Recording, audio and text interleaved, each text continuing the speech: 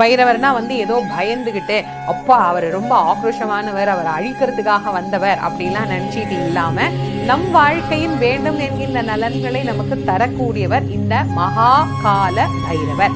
இன்னமும் நீங்க பாத்தீங்க அப்படின்னா தெய்வீகமான திருமலைகளுக்கு நாம பிரயாணம் மேற்கொள்ளுகின்ற போது கூடவே வழித்துணையாக ஒரு நாய் நம்முடனே வரும். இது பல பேருக்கு அனுபவமோ இல்லையோ, வெள்ளியங்கிரி போறவங்களுக்கு இது ஒரு மிகப்பெரிய அனுபவமாகவே இருக்கும். இது பல இடங்கள்ல பார்க்க முடியும். புண்ணியமான திருத்தலங்கள்ல நாம போகின்ற போது அடியேன் பல முறை இதை அனுபவிச்சிருக்கிறேன்.